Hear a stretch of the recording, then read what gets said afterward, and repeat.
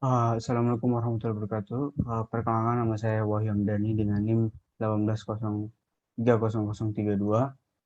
Nah, di sini saya ingin menjawab soal UTS Manajemen Local Area Network yang diampu oleh Pak Hero Wintolo. Nah, langsung saja kita masuk kepada soalnya. Soalnya terdiri dari 5 soal, yang mana 3 dijawab dengan lisan dan yang lainnya dijelaskan menggunakan Cisco Packet Tracer. Nomor satunya yaitu sebutkan dan jelaskan apa yang dimaksud dengan vector of network attack. Jadi apa itu vector of network attack? Yaitu merupakan jalur di mana penyerang mempunyai akses ke dalam server, host atau jaringan. Terjadinya attack vector itu bisa dilakukan dari dalam maupun dari luar jaringan atau server. Nah, jadi bisa saja dari dalam maupun dari luar. Dampak paling fatal dari terjadinya attack vector yaitu kehilangan data, karena dalam suatu organisasi data yang dapat mencakup penelitian dan pengembangan, data penjualan, data keuangan, data SDM, dan data kontraktor.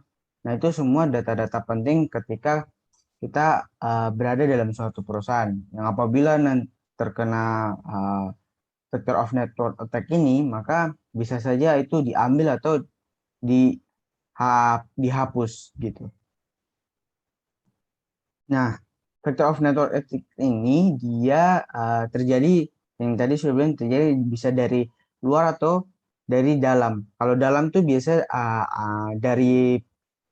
dari pegawainya, kalau dari luar tuh yang dari para hacker gitu. Nah, sekarang faktor yang biasa terjadi pada attack vector itu ada 6, itu ada email jejaring sosial, perangkat tidak transkripsi, perangkat penyimpanan cloud, media yang dapat dilepas, salinan dalam bentuk cetak, kontrol akses yang tidak benar. Nah, mari kita jabari satu-satu. Itu email atau jejaring sosial, itu email atau pesan IM yang disadap dapat ditangkap dan mengungkapkan informasi rahasia. Berarti itu seperti misalnya ada email khusus kalau misalnya dari bos ke misalnya sekretaris itu kayak ada pesan-pesan apa gitu, bisa saja disadap dan akhirnya bisa ketahuan, oh ini dia tujuannya untuk apa. Terus ada perangkat tidak terenkripsi. Jika data tidak disimpan menggunakan algoritma enkripsi, maka pencuri dapat mengambil data rahasia yang berharga. Maksudnya apa? Jadi dia itu kayak misalnya data itu dienkripsikan, berarti itu dibuat ke uh, dalam algoritma yang dengan bahasa yang tingkat tinggi. Jadi itu agak susah untuk di jebol atau tidak ditranslatekan ke dalam yang biasanya. Nah, itu kalau misalnya mau lebih aman itu digunakan menggunakan enkripsi. Terus ada perangkat penyimpanan cloud. Data sensitif dapat hilang jika akses ke cloud terganggu karena pengaturan keamanan yang lemah. Jadi misalnya cloud, jadi simpan di cloud, terus misalnya uh, mau masuk, terus tiba-tiba jaringan terganggu, itu bisa saja disebabkan oleh para peretas ini. Nah, setelah diretas, data info yang lanjut, data info masuk ke cloud-nya itu diambil, lalu diambil data-data yang dalam cloud itu. Terus media yang dapat dilepas. Terus salah satu resikonya adalah karyawan dapat melakukan transfer data tanpa izin ke drive USB. Resiko lainnya adalah drive USB yang berisi data perusahaan. Nah, misalnya ini maksudnya itu misalnya ada USB yang di dalamnya tadi ada data kontraktor, data keuangan, data karyawan, segala macam data, terus masuk ke dalam PC yang sudah di dalamnya sudah diisikan berbagai program untuk nanti uh, mengambil atau merusak sesuatu. Nah, itu pas sudah di login-nya, nah disitulah mulai jalannya program. Terus ada salinan dalam bentuk cetak. Nah, itu seperti misalnya salinan cetak-cetak kayak sesuatu yang dicetak terus belum dihancurkan gitu kan. Nah, apalagi data-data penting itu nggak terus disimpan berserakan, itu bisa saja jadi salah satu penyebabnya. Terus kontrol akses yang tidak benar. Misalnya ada kayak akses ke database yang diberikan kepada banyak orang yang atau semua orang tahu bahwa akses masuknya user dan passwordnya apa gitu. Jadi itu semua orang tahu. Nah itu bisa jadi salah satu faktornya juga. Sebutkan dan jelaskan perbedaan dan persamaan antara virus dengan Trojan horse. Jadi virus dan Trojan horse itu persamaan dan perbedaannya. Jadi kita bisa lihat uh, virus itu merupakan malware yang jadi ini perbedaannya dulu ya. Virus merupakan malware yang membutuhkan bantuan pihak ketiga untuk menjalankan dirinya dan tidak bisa berjalan secara otomatis menginfeksi komputer. Ya, jadi dia butuh pihak ketiga untuk bisa menginfeksi komputer.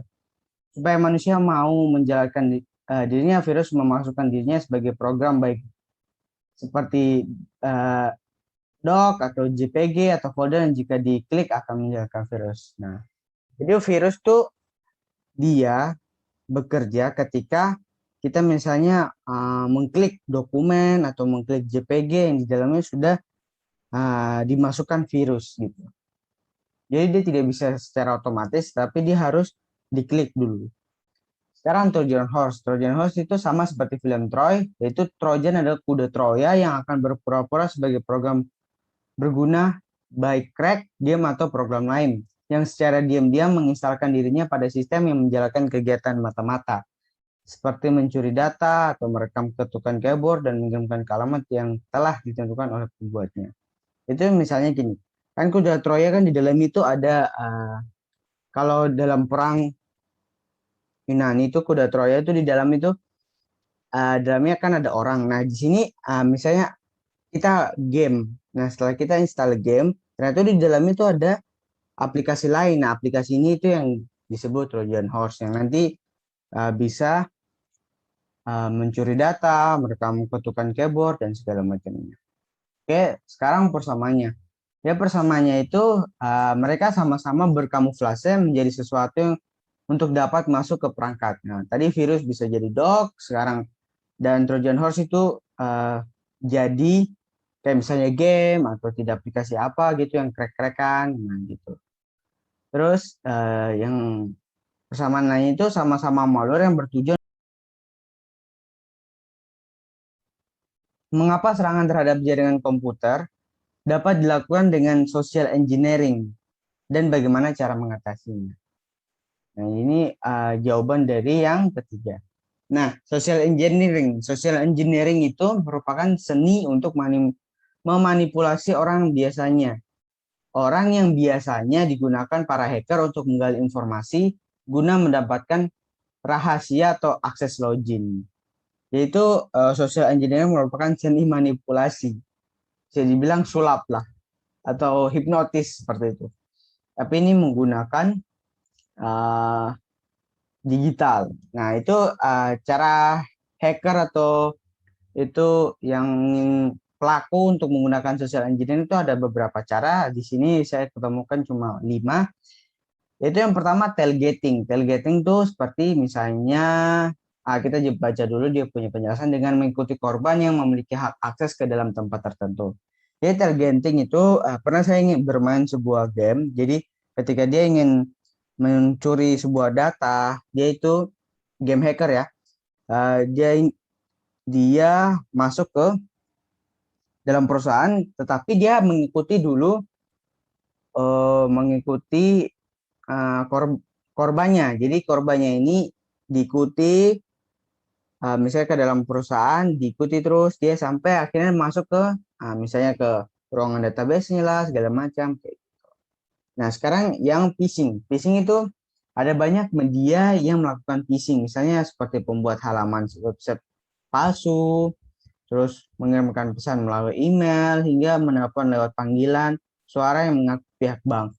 Nah, ini pasti ada yang pernah ditelepon oleh orang asing bahwa uh, mamanya meninggal, bahwa mamanya kecelakaan, terus minta minta dana gitu. Nah, itu saya pernah mengalaminya.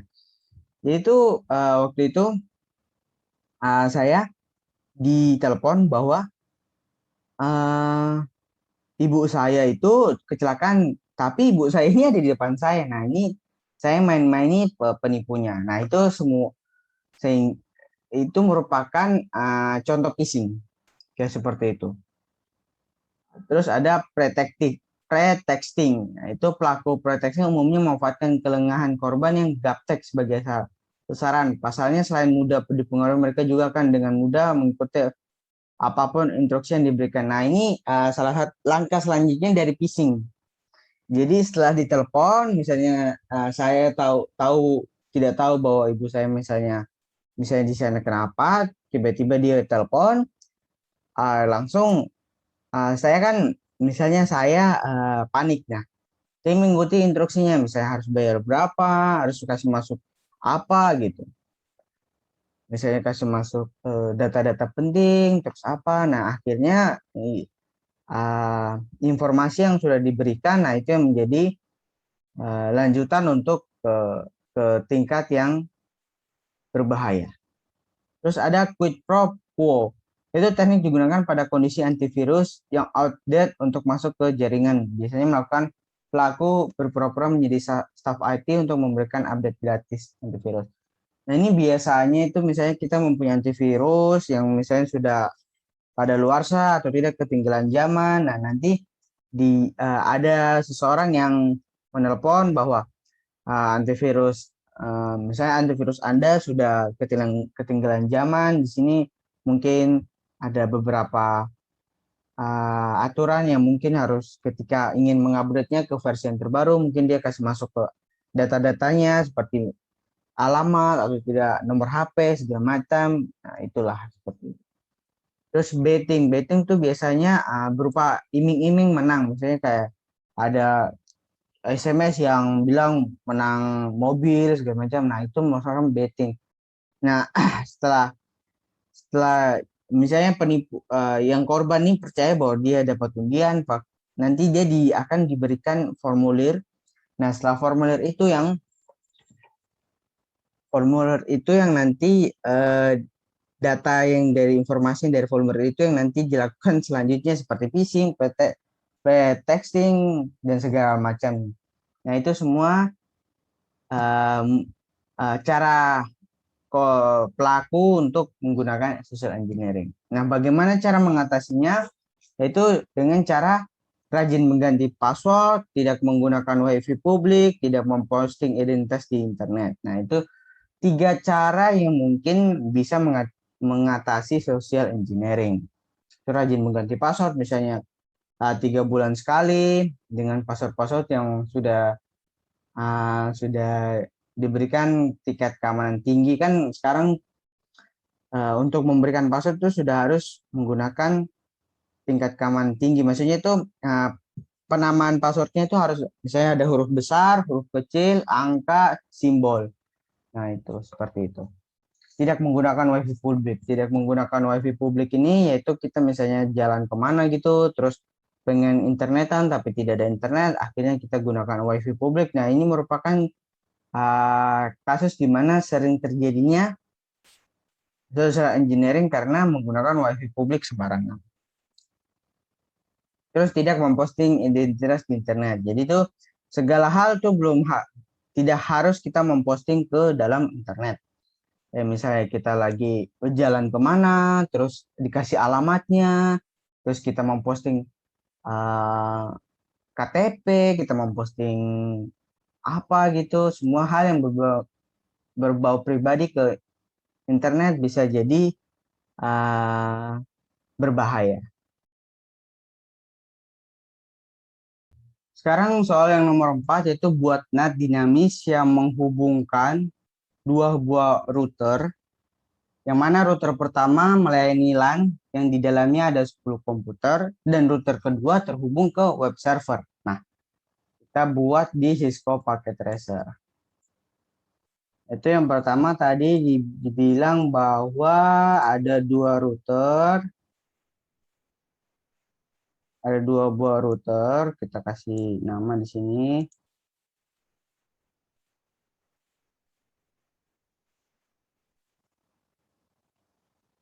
Router 1. Ini kita sama router 2. Oke, ini router pertama dan router kedua.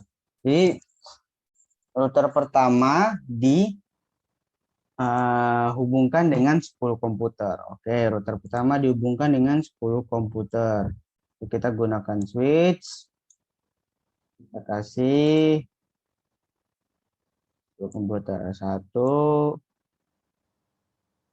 2, 3, 4, 5, 6, 7, 8, 9.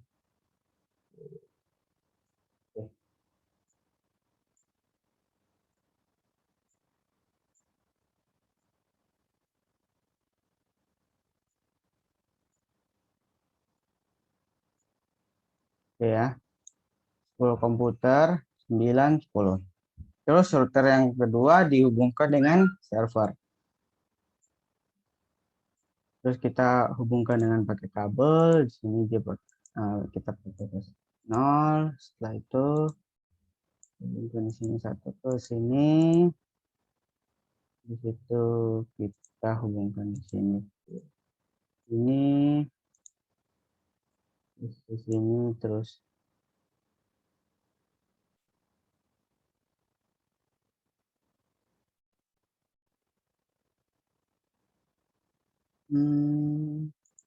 Kita jangan pakai switch yang ini.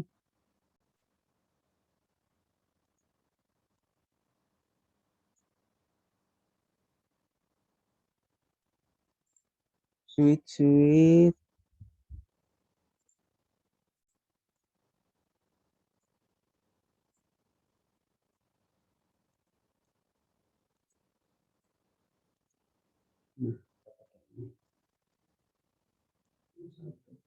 Oke. Itu kita hubungkan ke komputer.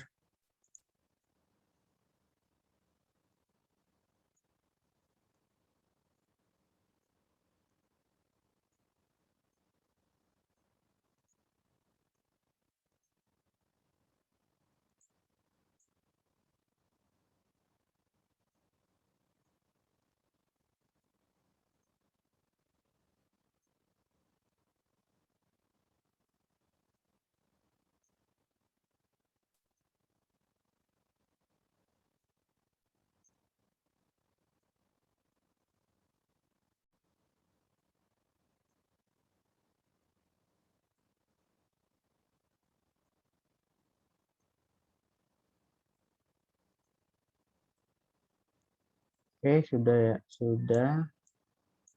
Begini kita kasih dia berderet-deret ini aja biar kelihatan.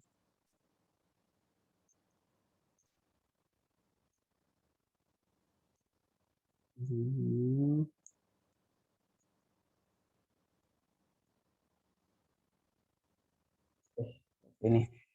Oke, selanjutnya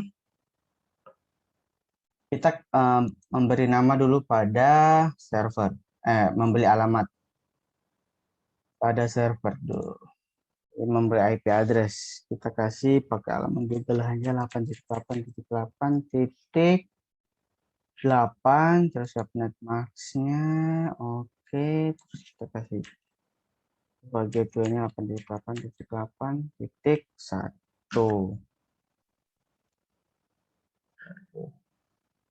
Oke, sudah. Setelah itu kita kasih alamat di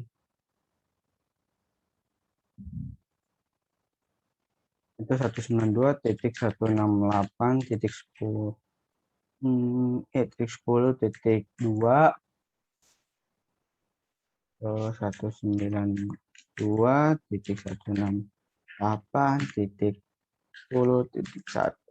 Kita copy ini. Sini DNS-nya kita kasih 8.8. Oke, karena supaya dia bisa membaca yang punya server. Oke, kita tutup. Kita harus masuk lagi di sini. Ya.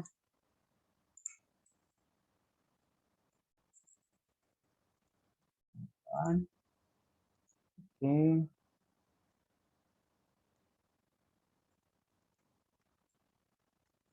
Empat.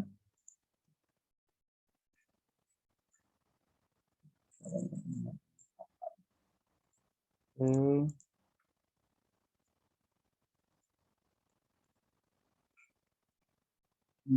Tadi 4, 5.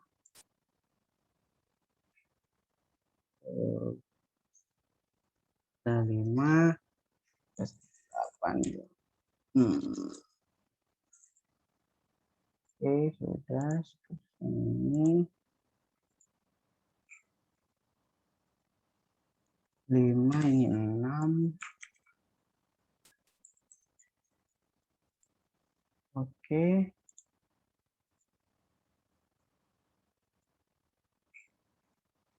7, 8. Oke.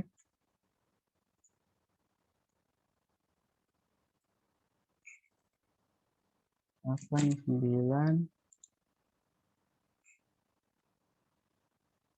Terus ini 8, 8. Oke, udah. Ini 10. Ini 10.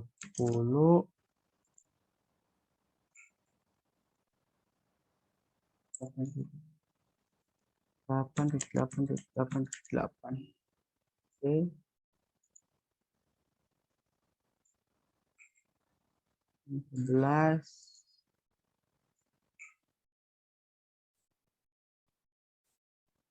8, 8, 8, 8. Oke. Terus 12.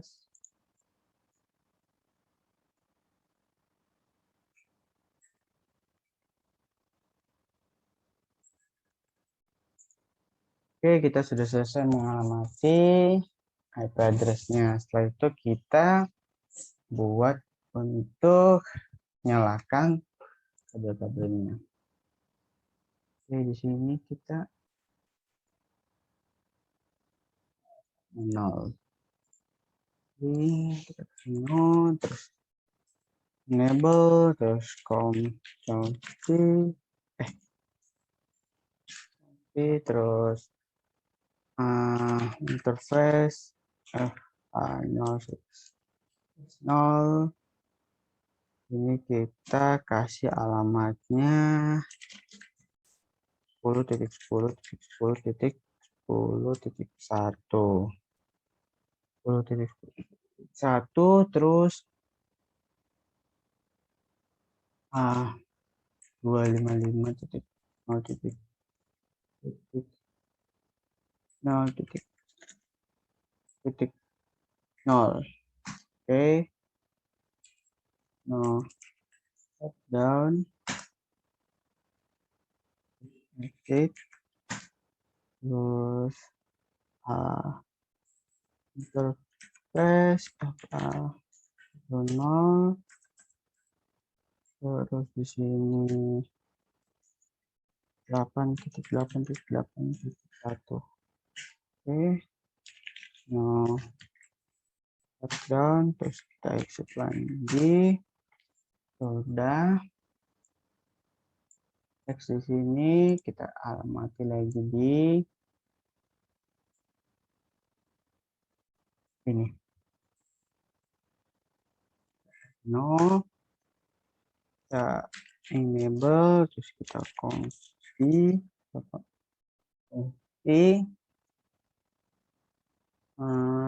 kita kasih ke kita kasih alam ini dulu, aktifin interface 0,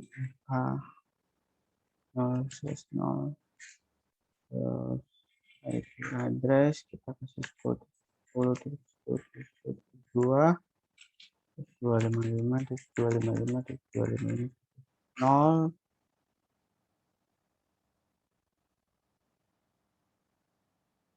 Enter, terus kita exit, kita isi lagi untuk yang ke switch-nya interface apa saja, satu, terus IP.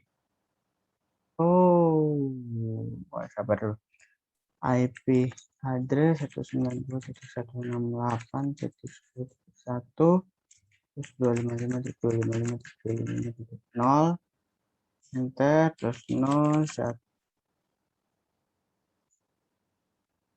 0 down exit. Ini kita kasih 01 juga. Oke, sudah. Setelah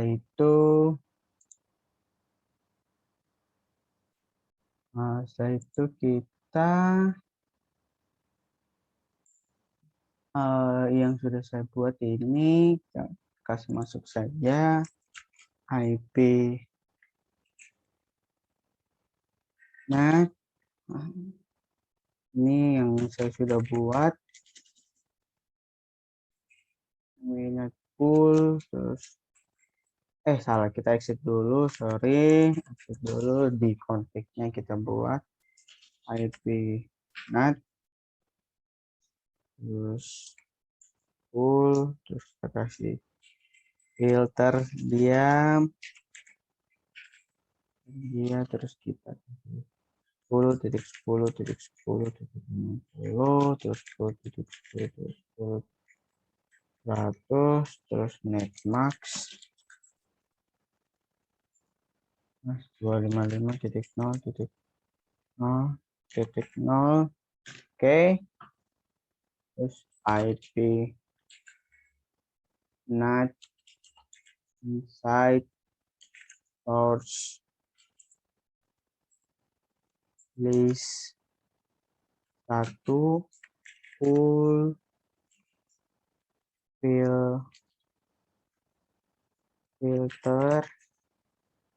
Oke, terus access list 1 permit 192 supaya dia bisa akses ya yang dari network 192.168 10.0 terus 0.0. Oke, kita masuk ke interface 0/0 untuk IP NAT-nya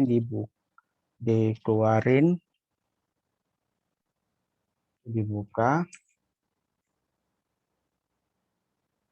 IP NAT site exit terus interface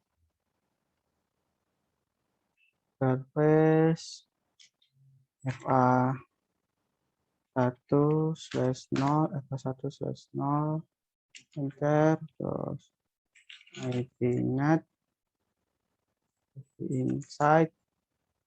Oke, terus exit. Lalu kita kasih IP root terus 0.0.0.0 terus 0.0.0.0 terus 10 supaya dia melewati yang antar routernya.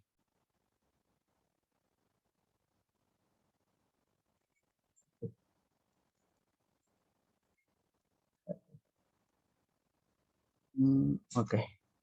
Jadi di sini yang di atas ini dibuat IP NAT pool yang untuk di bagian router ke router supaya diizinkan pakai list 1, list satunya diisi dengan network yang sudah terhubung dengan komputer-komputer, maka di sini pakai 198.10. Oke, setelah itu kita exit dan kita coba untuk ping ke 88.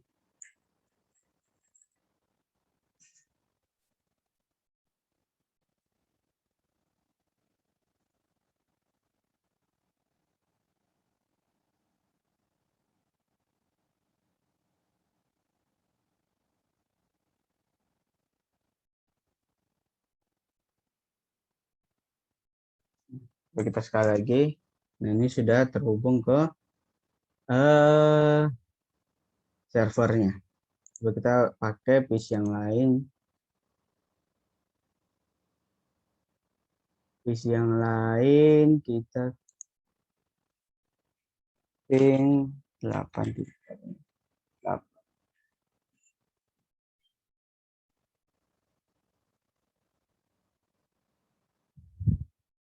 Nah, terhubung juga. Jadi nomor 4 sudah selesai ya. Kita simpan. Nah, nanti kita simpan dia. Oke, kita lanjut ke soal nomor 5. Buah bualan masing-masing terhubung ke sebuah router. Ini dia terhubung ke sebuah router, buah bualan terhubung ke sebuah router. Hubungkanlah kedua router tersebut menggunakan VPN. Jadi kita gunakan VPN agar dapat menghubungkan dua LAN yang ada. Oke. Ini setelah itu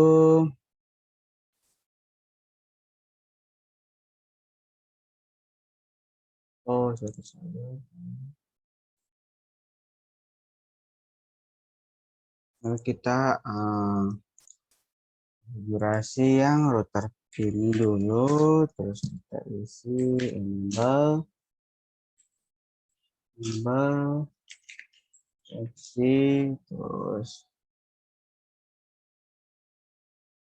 eh 192.168.10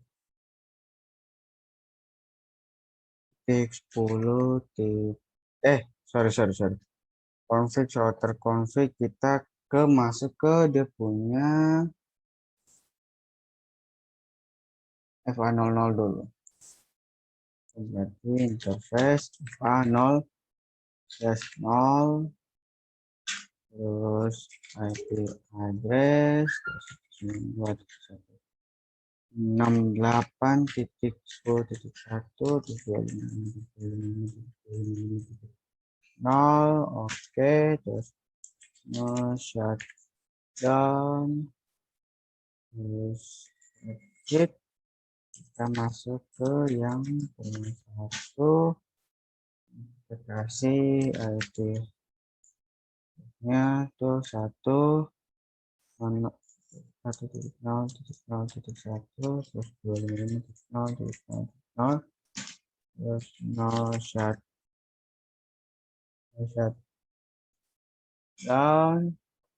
terus kita exit. Oke.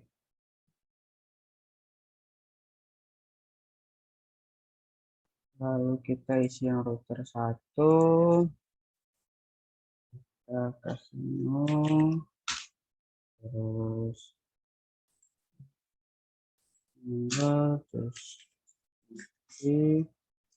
lalu kita ganti nama dulu, terus bilang terus kita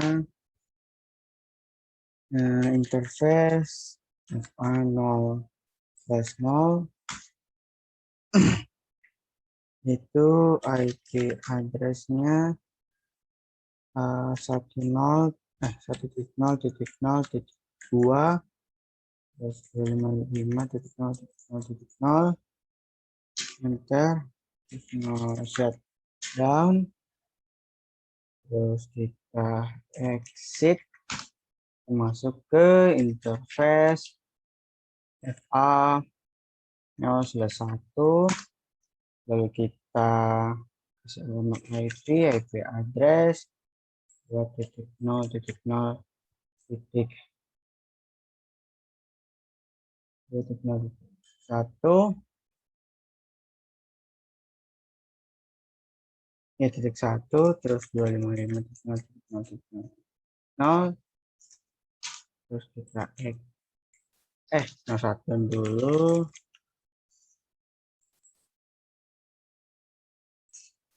kita exit. Oke.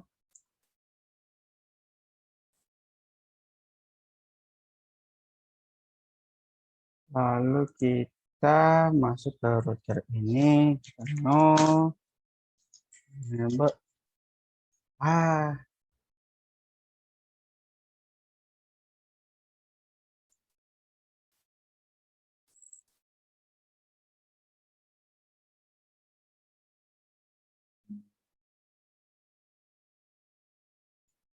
hapus saja dia.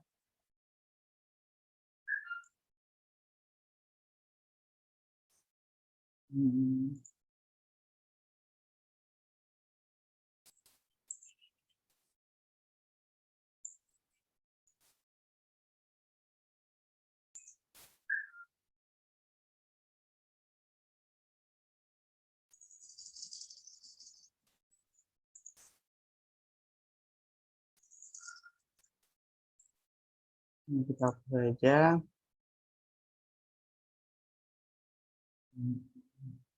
Lihat lagi.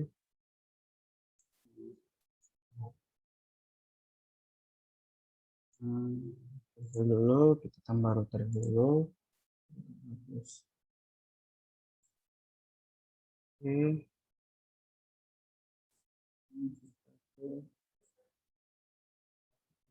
Nah,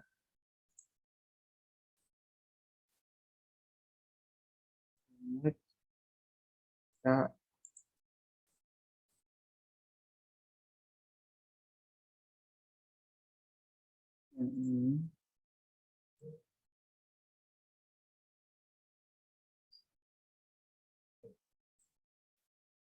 terus kita nol,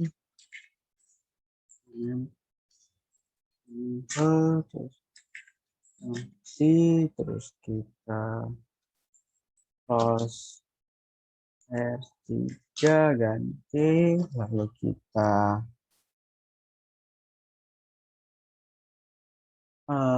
kayak alamat interface F0/0 dulu, kita kasih IP address 192.168.1.0 terus kita 0 shutdown, exit, kita masuk ke yang satu.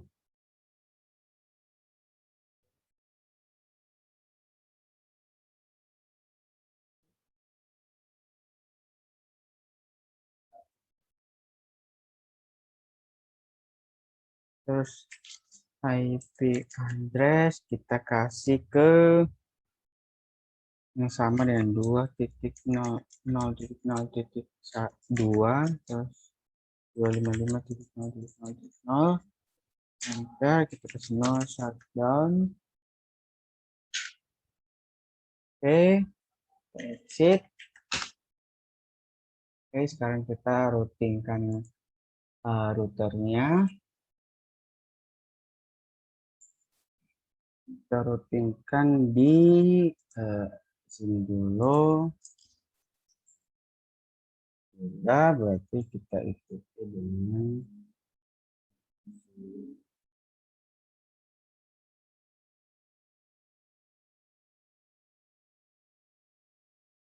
oke,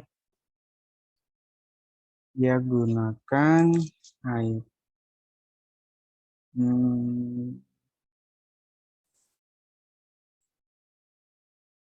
digunakan IP root 0.0.0.0.0.0.0.2 karena dia yang ke sini. Ya. 2 karena dia yang ke sini.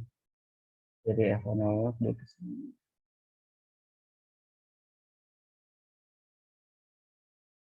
Oke, terus kita ganti ke yang ya kita copy aja. Oke, karena dia dari sini ya, jadi satu gitu, bisa jalur, bisa bisa ke router satu, router dua sini, yang dulu di sini router ini R1, R2, 3, oke.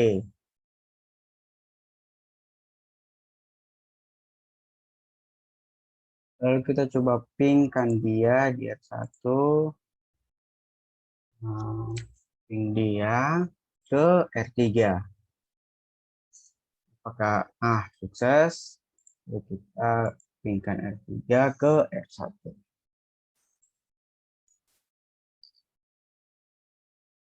Ping tadi R1 dia pakai 1.0.1. Ya sukses, berarti ini bisa sudah bisa terhubung ya, sudah bisa terhubung. Sekarang kita coba buat VPN-nya. Nah, kita buat VPN-nya. Pertama kita buat VPN di router 1. Ikuti saja yang telah saya buat ini. Kita masuk ke lalu kita masuk di interface. Tunnel 10 buat tunnel VPN-nya. Kita kasih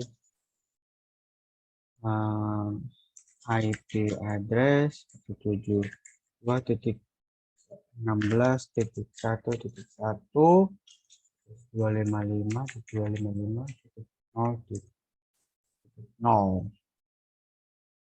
Terus kita kasih tunnel source-nya, jadi tunnel source-nya dia ke F01. Ke F01.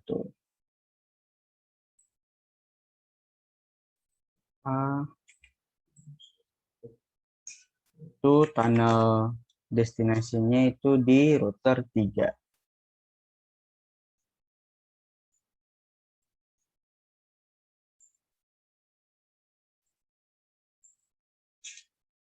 Oke, kita no shutdown. Oke, kita buat juga untuk di R3.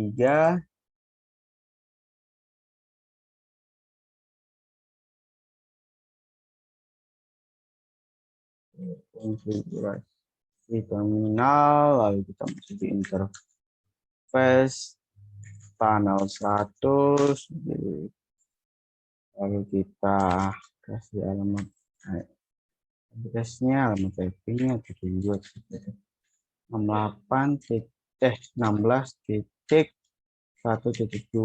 terus kita kasih 255.255.0.0, terus kita kasih tunnel source FA0/0.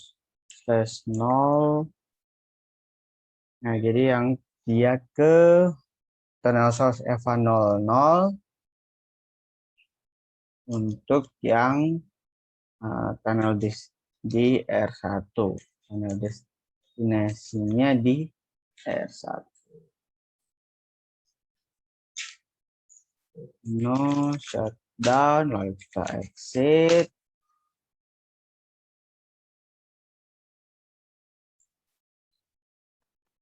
Lalu kita bikin IP root. Sekarang kita buat rootnya lagi. Di sini kita pakai yang saya sudah tulis. Kita langsung copy aja.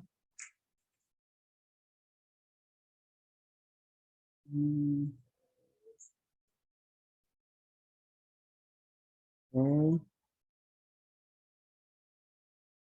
R1 yang oke. Sekarang yang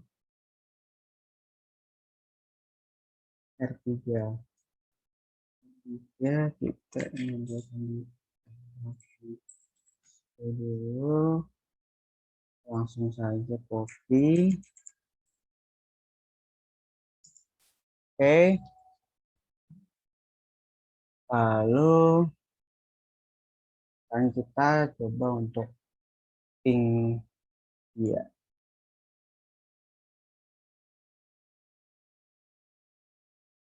Nah, lalu kita tinggal coba ping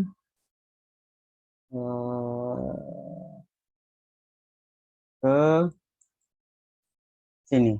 Apakah berhasil atau enggak? Terus sebelum itu kita mengikuti konflik dulu. Konflik, oke, sudah. Setting 168.20.2.